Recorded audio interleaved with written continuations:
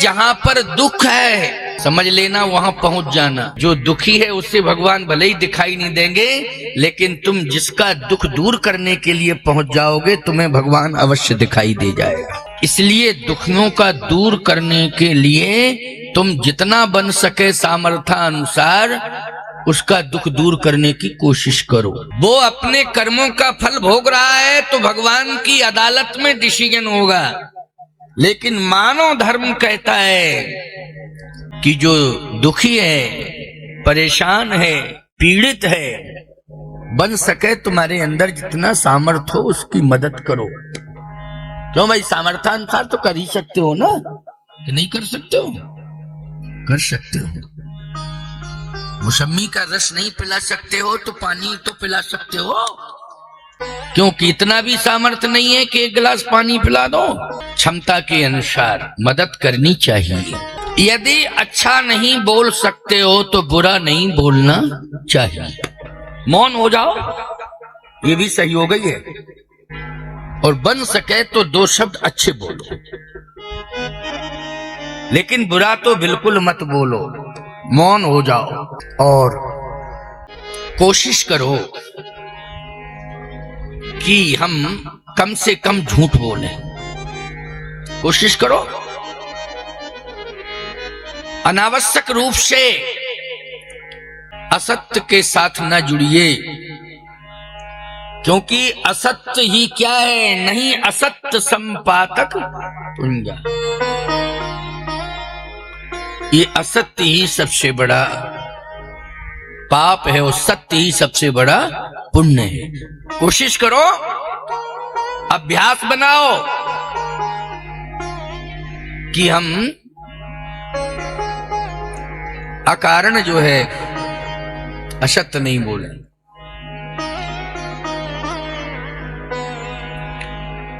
भरत जी ने कहा कि उदास मत हो, मेरी जिम्मेवारी है कि मैं प्रभु राम से मिलाऊंगा, और ये भी जिम्मेवारी है कि अगर सो जाओगे तो जगाऊंगा। सोता हुआ छोड़ के नहीं जाऊंगा, जगाऊंगा और जगा के ले जाऊंगा। साधु संत क्या करते हैं, बोलो जगा ही रहे हैं कि नहीं? ये जगा नहीं है, ये जागो जागो जागो, संसार के प्राणियों जागो। जगा रहे हैं कथा के माध्यम से। भरत जी ने कहा कि मेरी जिम्मेवारी है कि मैं जगाऊंगा, छोड़ के नहीं जाऊंगा, लेकिन प्राण मत त्यागो, प्राण मत त्यागो। ये तीनों माताएं प्राण त्यागने के लिए तैयार थीं, सती होने के लिए तैयार थीं, लेकिन भरत जी ने चरण पकड़ लिए और तीनों माताओं को बचाया है। कहे पति चला गया लेकिन जगतपति से हम मिलाएंगे। किससे मिलाएंगे? जगतपति से। धन्य है भरत। लेकिन समस्या यह है कि अयोध्या को कौन संभालेगा?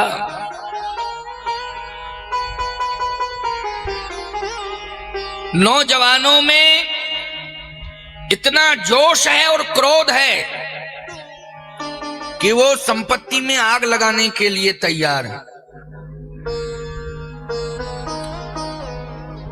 जरे सो संपत्ति सदन सुख, सुहृद मातु पितु भाई। ये सदन, ये संपत्ति सब व्यर्थ है, क्योंकि ये संपत्ति ना होती तो प्रभु राम आए थे लेकिन छोड़ के नहीं जाते। इस संपत्ति के कारण ही वो अयोध्या छोड़ के गए हैं, इसलिए संपत्ति को नष्ट कर देना चाहिए। ये क्या है? धर्म का उन्माद है। समझ लेना इस बात को।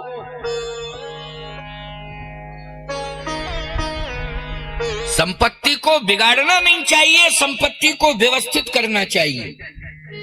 संपत्ति को नष्ट नहीं करना चाहिए, संपत्ति का सदुपयोग करना चाहिए और संपत्ति को धर्म में लगाना चाहिए, परोपकार में लगाना चाहिए, परमार्थ में लगाना चाहिए। इसलिए संपत्ति को व्यर्थ में नष्ट नहीं करना चाहिए। भरत जी ने कहा सावधान, संपत्ति को जलाना उचित नहीं है। ये बताओ, ये संपत्ति क्या तुम्हारी है? भरत जी ने कहा ना ये संपत्ति तुम्हारी है, ना ये संपत्ति हमारी है, ये संपत्ति तो संपत्ति सब रघुपत के आही, भगवान की संपत्ति है, इसलिए व्यवस्थित करके ही चलेंगे।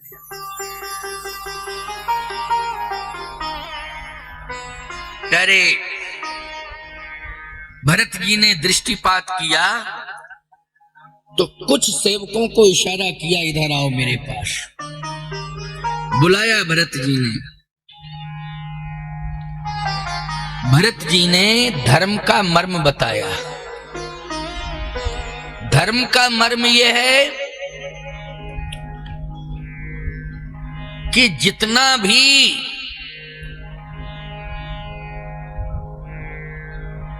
धार्मिक वातावरण है, धार्मिक वस्तुएं हैं, धार्मिक संस्थान प्रतिष्ठान हैं, याद रखना पहले उनको सुरक्षित करना, व्यवस्थित करना, तब कहीं जो है भगवान को प्राप्त करने के लिए आगे बढ़ना। आज आप गांव का मंदिर सुरक्षित नहीं कर रहे हैं, लेकिन आप बड़े तीर्थ में जा रहे हैं, क्योंकि आप गांव के मंदिर में बैठे हुए देवता पर ध्यान नहीं दे रहे हैं। आप जा रहे हैं कि हम चित्रकूट धाम, अयोध्या धाम, न जाने कहां कहां चारों धाम। प्यारे, जब तुम गांव के देवी देवताओं का सम्मान करोगे और देवी देवताओं के पुराने मंदिरों का जीर्णोद्धार करोगे, उन देवी देवताओं के पास जाकर के अपना प्रणाम निवेदित करोगे, उनका सम्मान करोगे, तभी बड़े धाम का देवता आपको स्वीकार करेगा, वरना पहुंच जाना कुछ मिलेगा ही। इसलिए किसी तीर्थ में जाने के पहले गांव के छोटे छोटे मठ मंदिर जो भी हों, उनका जीर्णोद्धार भी हो, सफाई भी हो, और प्रत्येक मंदिर के देवी देवता को जल भी मिले, फूल भी मिले, कोशिश करके फल भी मिले, तब आपका तीर्थ में जाना आवश्यक है।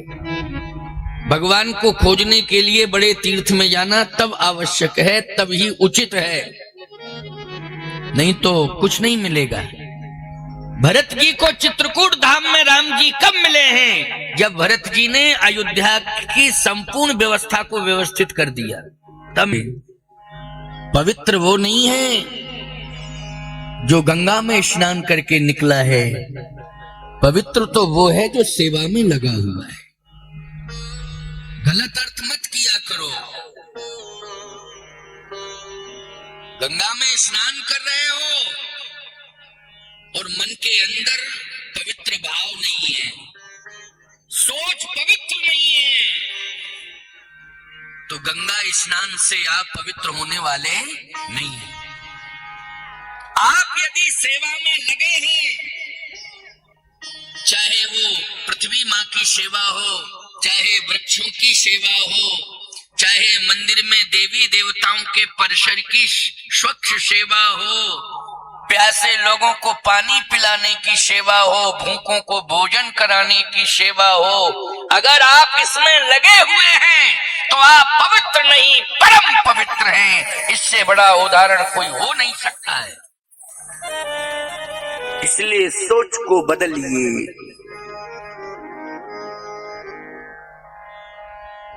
रास्ते में कचरा पड़ा है, आप कह रहे हो हम गंगा स्नान करके आए, हम तो रास्ता बदलेंगे? नहीं नहीं नहीं, क्या आप उस रास्ते से गए नहीं है? यहाँ कचरा पड़ा था। आप स्वयं कोशिश करिए, उन लोगों को अपने प्रभाव में लीजिए। आज नहीं, कल नहीं, परसों तक वो गंदगी साफ होनी चाहिए। अगर प्रयास कर लेंगे तो बोलो सफलता मिल जाएगी कि नहीं मिल जाएगी? एक दिन नहीं मिलेगी, 2 दिन नहीं मिलेगी, तीसरे दिन तो मिलेगी मिलेगी। इसलिए कहता हूं कि सेवा धर्म सबसे बड़ा धर्म है। भरत जी ने यही मर्म बताया है कि प्रभु राम के दर्शन से ज्यादा फल आपको अयोध्या में प्रभु राम की संपत्ति को व्यवस्थित करके और अयोध्या के परिसरों को साफ सुथरा करके आपको फल प्राप्त होगा। प्रभु राम के दर्शन से ज्यादा। तभी तो वो मान गए, नहीं कहा मानते कि सब जा रहे हैं, हम बेवकूफ हैं जो रह जाए यहाँ। नहीं नहीं नहीं, रुक गए। उन्होंने अयोध्या को साफ सुथरा रखा। उन्होंने अयोध्या में किसी भी प्रकार से कोई भी अनैतिक व्यक्ति को प्रवेश नहीं होने दिया। किसी भी प्रकार का कहीं कोई भी वातावरण विषाक्त नहीं होने दिया। परम पवित्र वातावरण बनाया, साफ सुथरा रखा और अपनी निगाहों में अयोध्या को रखा। क्या बात है साहब। तभी तो अयोध्या की महिमा है। जहां भरत जी भी अयोध्या पर निगाह रखे हैं, राम जी भी अयोध्या पर निगाह रखे हैं और वो हनुमानगढ़ी में हनुमान जी भी अयोध्या पर निगाह रखे हुए हैं। इसलिए अयोध्या का कहना ही क्या। बस भरत जी चल दिए। प्यारे,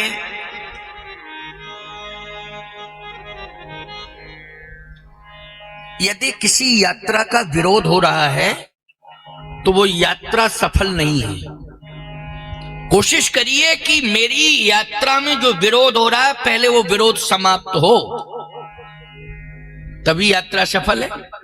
आज यात्राएं तो बहुत निकल रही हैं, लेकिन सभी यात्राओं का विरोध हो रहा है और यात्रा करने वाले भी विरोध कर रहे हैं। जो निकाल रहे हैं वो भी किसी का विरोध कर रहे हैं, जो निकाल रहे हैं वो भी विरोध कर रहे हैं और जिसकी यात्रा निकल रही है लोग उसका भी विरोध कर रहे हैं।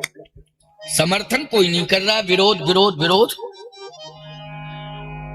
हाँ, कोई अपने अपने पक्षधर हैं तो वो विरोध नहीं, समर्थन करने लगते। जो पक्षधर हैं वो करने लगते हैं। नहीं नहीं नहीं, ऐसी यात्रा निकालो और ऐसा नेतृत्व दो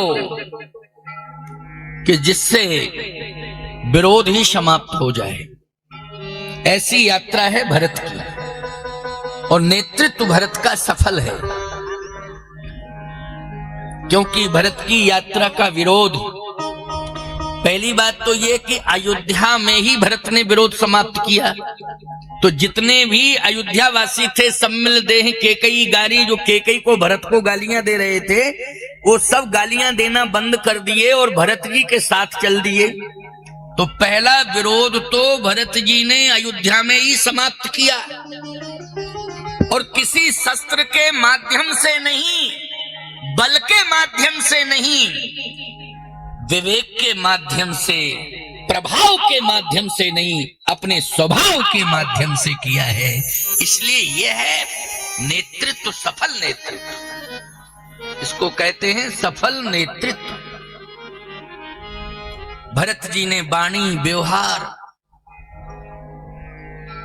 अपने चरित्र, इन सब से परिवर्तन कर दिया। पूरी अयोध्या ही भरत जी की हो गई।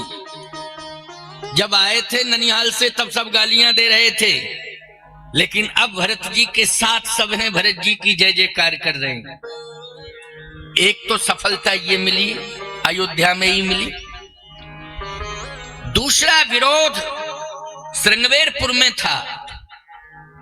क्यों भाई? दूसरा विरोध भरत का श्रृंगवेरपुर में, भरत की यात्रा का विरोध श्रृंगवेरपुर में।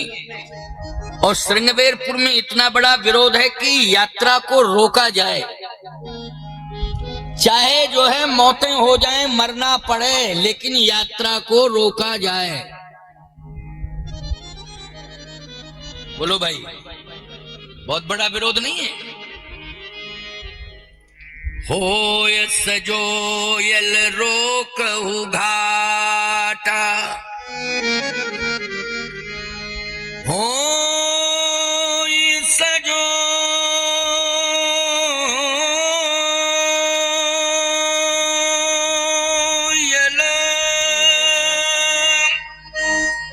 रोकहु घाटा,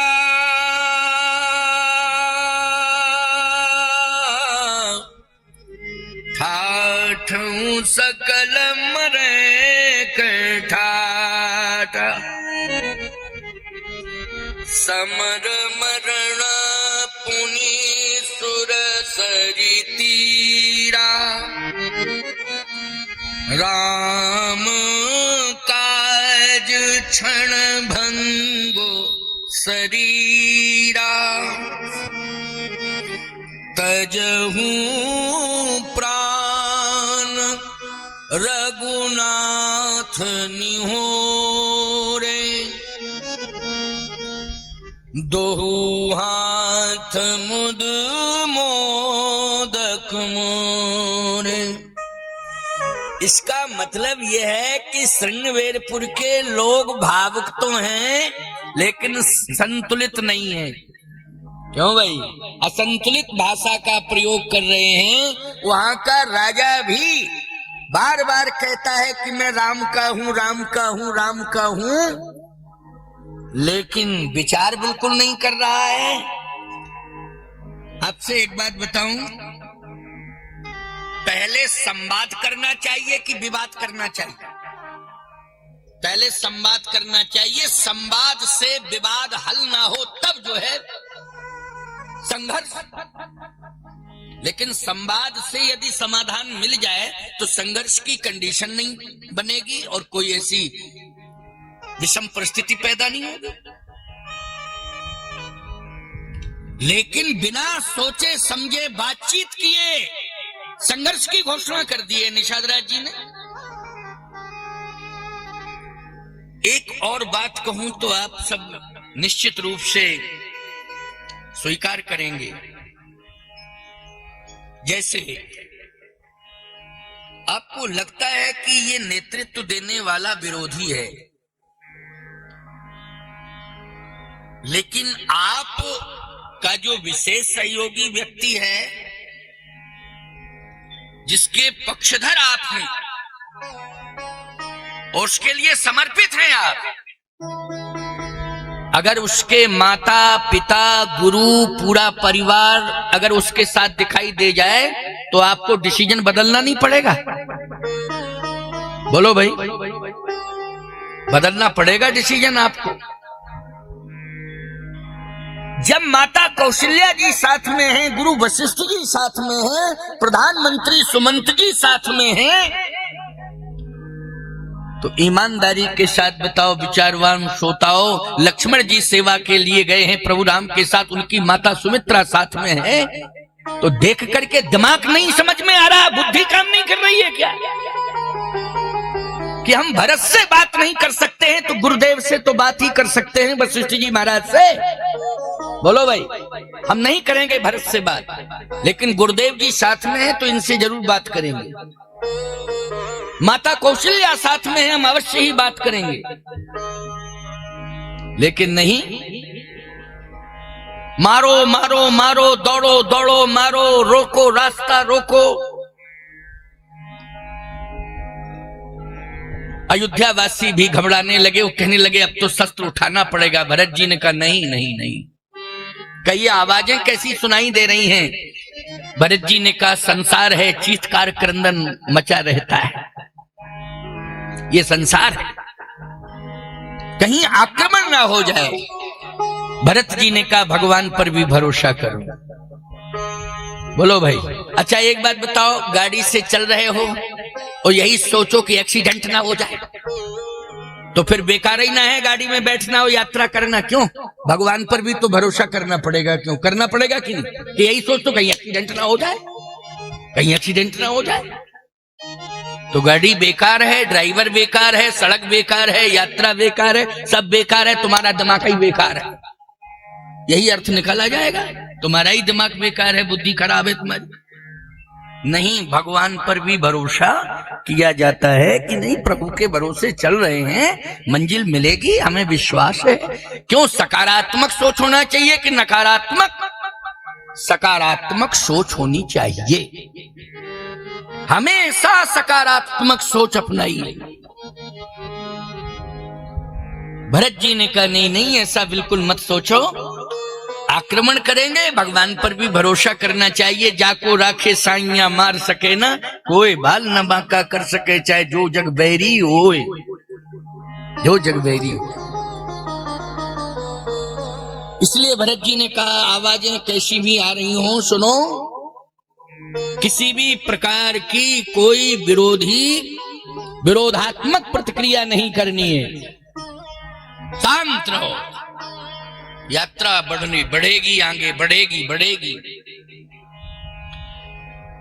अब एक भाव बड़ा अच्छा इसमें आया है, क्या? भरत जी ने बुद्धि से काम किया कि मेरा भी समर्पण प्रभु राम के चरणों में, और यहां श्रृंगवेरपुर के राजा का भी समर्पण प्रभु राम के चरणों में। भाव दोनों का एक जैसा है, लेकिन मैं इस भाव को समझ रहा हूं, लेकिन मेरे भाव को ये नहीं समझ रहा है।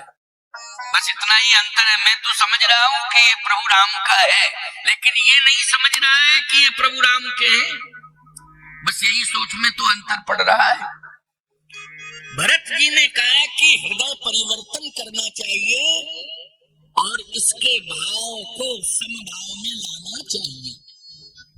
क्या? समभाव में लाना चाहिए। वो कैसे होगा? तो जहां पर प्रभु राम के चरण पड़े थे श्रृंगवेरपुर में, भरत जी ने वही धूल को उठाया और माथे से लगाया और अपना मस्तक और अपना संपूर्ण शरीर साष्टांग प्रणिपात में परिणत कर दिया। निषाद राज ने जैसे ही देखा तो कहा अरे ये तो धूल उठा करके मस्तक से लगा रहे हैं। और भरत जी ने बोलना शुरू कर दिया, चरण रेख रज नैनन लावहीं,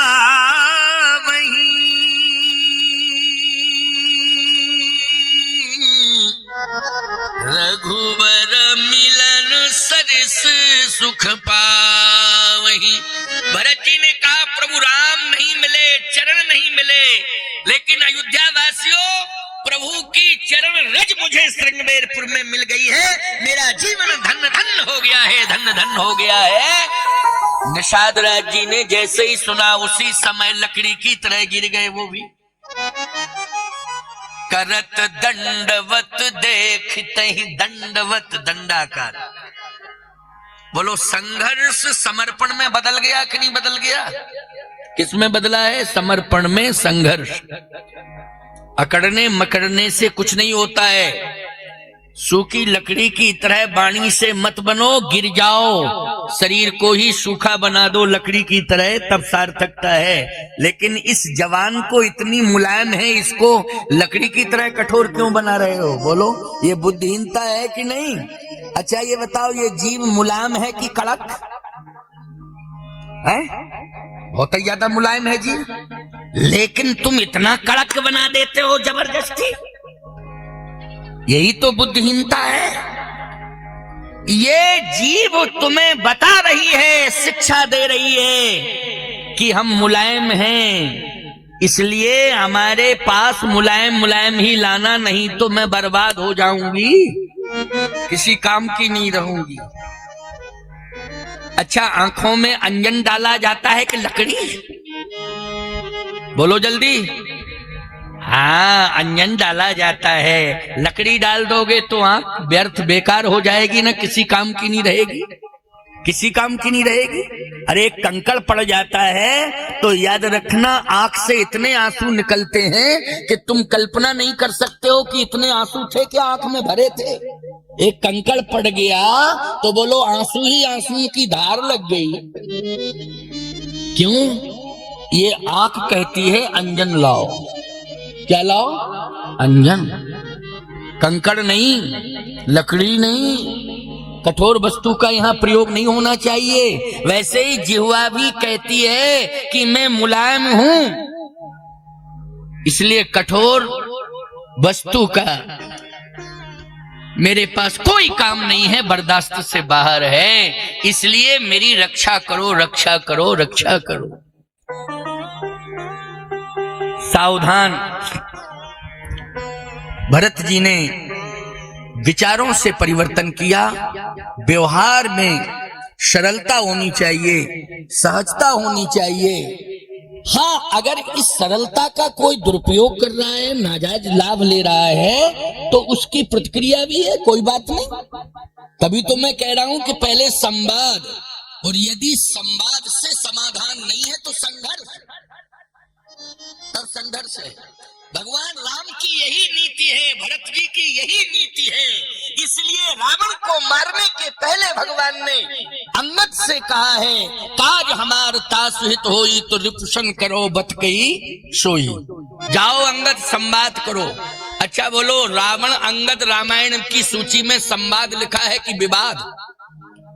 अंगद रावण संवाद। भगवान ने ही अंगद से कहा था, काज हमार तास हित होई तो रिपुशन करो बत कही सोई। जाओ बातचीत करो पहले। अगर बातचीत से समाधान नहीं निकलता है तब फिर संघर्ष तो होगा ही होगा। है? तुम लोग पहले लड़ते हो और जब सब बर्बाद हो जाता है तब कहते हो तपस्या कर लो। आओ बैठ के तपस्या कर लो। क्यों भाई, पहले ही तपस्या कर लेते तो बर्बाद क्यों होता? बर्बाद कर बैठे, बाद में तपस्या हो रहा है, बाद में समझौता हो रहा है। नहीं नहीं, पहले पूरी कोशिश कर लो समझौते की। यदि सफलता नहीं मिलती है तब वो तो अंतिम कंडीशन है ये। बोलो है कि नहीं? धर्म क्षेत्रे कुरुक्षेत्रे संवेताय उत्सव नाम का पांडवाश्चैव किम कुर्वन् संजय। है? फिर तो वो युद्ध का मैदान बनेगा ही बनेगा। और याद रखना, तुमने प्रयास किया है, तुमने धर्म पर विचार किया है, नीति पर विचार किया है, इसलिए उस संघर्ष में परमात्मा तुम्हारे साथ रहेगा और तुम्हें सफलता मिलेगी। क्योंकि तुमने नीति पर विचार किया, धर्म पर विचार किया है, कोशिश की है कि समझौता हो जाए, शांति हो जाए। तुमने पूर्ण प्रयास किया, लेकिन सामने वाले ने एक बात भी नहीं सुनी है, इसलिए भगवान किसके साथ आ जाएगा? जल्दी बोलो। उस संघर्ष में ईश्वर जो धर्म नीति पर चला है, जिसने सत प्रयास किया है, ईश्वर उसके साथ रहेगा, उसी को सफलता प्राप्त होगी। भरत जी ने परिवर्तन कर दिया और निषाद राज को भरत ने स्वयं उठाया है। बोलो, उठाया कि नहीं? करत दंडवत देखते ही भरत लीन उरलाय, मनहु लखन सन भेंट भई प्रीति न हृदय क्षमा। अब गजब की बात तो यह है कि श्रृंगवेरपुर में दो स्वरूप दिखाई दे रहे हैं। एक तो भरत जी का वह स्वरूप जो भरत जी ने रज उठा के मस्तक से लगाई, समर्पण। दूसरा है निषाद राज को उठा के हृदय से लगाया। लेकिन महिमा राम जी ने और भरत जी ने केवट की बढ़ाई उसी श्रृंगवेरपुर में, दोनों भाइयों ने, राम ने भी और भरत ने। जबकि सब कुछ हो रहा है। निषाद राज जी राजा भी हैं, निषाद राज जी को भगवान ने अपना सखा भी मान लिया है, वो प्रमाण पत्र दे दिया है। और भरत जी ने तो मनहु लखन सन भाई बना लिया है। क्यों भैया, बनाया कि नहीं? राम जी ने सखा बनाया और भरत जी ने क्या बनाया है? बोलो, मनहु लखन सन भेंट भई प्रीति न हृदय समात। बोलो, भाई बनाया कि नहीं? लखन का अर्थ क्या है? भाई। लेकिन सत्य तो यह है कि प्रभाव बढ़ाया है केवट का, जो नाव चलाने वाला है उसका। यानी राम जी ने भी बढ़ाया और भरत जी ने भी बढ़ाया। क्यों? क्योंकि केवट के साथ दर्शन जुड़ा हुआ है और निषाद राज्य के साथ प्रदर्शन जुड़ा हुआ है। ये प्रदर्शन नहीं है हो सजोयल रोको घाटा, ठाठो मरे सकल के ठाठा, सन्मुख लोय भरत सन लेऊं जियत में सुरसरी उतरण। ये क्या है बोलो? ये शक्ति प्रदर्शन है कि नहीं? क्या है ये? जल्दी बोलो। शक्ति प्रदर्शन है। और जब राम जी आए थे तब भी उसका शब्द स्खलन लक्ष्मण के सामने, जबकि लक्ष्मण जी ने शब्द को संभाला है और निषाद राज ने अपनी जवान को संभाला नहीं है। रामायण का दोहा पढ़ लो। कह कई नंदनी मंद मति कठिन कुटिलपन कीन, जही रघुनंदन जान के सुख अवसर दुख दीन। बोलो ये भाषा किसकी है? ये भाषा है निषाद राज की। क्या जरूरत थी ये सब कहने की? जबकि लक्ष्मण क्या कह रहे हैं? गलत सोच है। काहू न को सुख दुख कर दाता, निज कृत कर्म भोग सब भ्राता। बोलो भाई, लक्ष्मण जी की भाषा सुन लो। क्या निषाद राज जी के इन विचारों का लक्ष्मण ने समर्थन किया? नहीं किया, विरोध है। काहू न को सुख दुख कर दाता, निज कृत कर्म भोग सब भ्राता है। इस बात को कह दिया तो ये बात तो भगवान पर आ गई, प्रभु राम पर आ गई। क्यों आ गई? कि नहीं, निज कृत कर्म भोग सब भ्राता। इसलिए मैं कहना चाहता हूं कि भावुक तो होना चाहिए लेकिन संतुलन बिगाड़ना नहीं चाहिए। विचार करना चाहिए, विचार करना चाहिए। अच्छा, हनुमान जी के मंदिर में तुम गए और तुमने प्रसाद फेंकना शुरू कर दिया, हमारा हनुमान जी तक पहुंच जाए, चरणों तक पहुंच जाए, और चरण तक नहीं पहुंचा, नारियल का नाक तक पहुंच गया। तो भाई तुमने भीड़ में नारियल को फेंका कि हमारा नारियल जो है हम नहीं पहुंच पा रहे हैं, तो हम जो नारियल चढ़ाने के लिए हनुमान जी के चरणों तक पहुंच जाए। और तुमने फेंका लेकिन निशाना तुम चूक गए और नारियल चरण की जगह नहीं नाक पे आ गया। क्या मिलेगा हनुमान जी से? तुम्हें जल्दी बोलो। फायदा मिलेगा कि नुकसान? तुमने नुकसान और कर डाली, हनुमान जी की नाक और तुमने प्रभावित कर दी। क्यों भाई? खबरदार। जहां पर आश्रम परिसर में उचित स्थान देखो वहां चढ़ा दो, यहां साइड में तोड़ दो, प्रार्थना कर लो। क्यों भाई? यही बुद्धि है ना, यही विवेक है कि नहीं? इसलिए भावनाओं में संतुलन बनाने की जरूरत है। आइए सुनिए, केवट ने, राम जी ने केवट को क्या दिया और भरत जी ने केवट को क्या दिया? दोनों ने केवट को ऊंचाई पर पहुंचाया है। प्रमाण क्या है? बहुत कीन हट लखन सिय नहीं कछु केवट ले, तो विदा कीन करुणा यतन भगति विमल बर दे। विमल भक्ति का वरदान दिया है केवट को, यानी जबरदस्ती दिया, जबरदस्ती।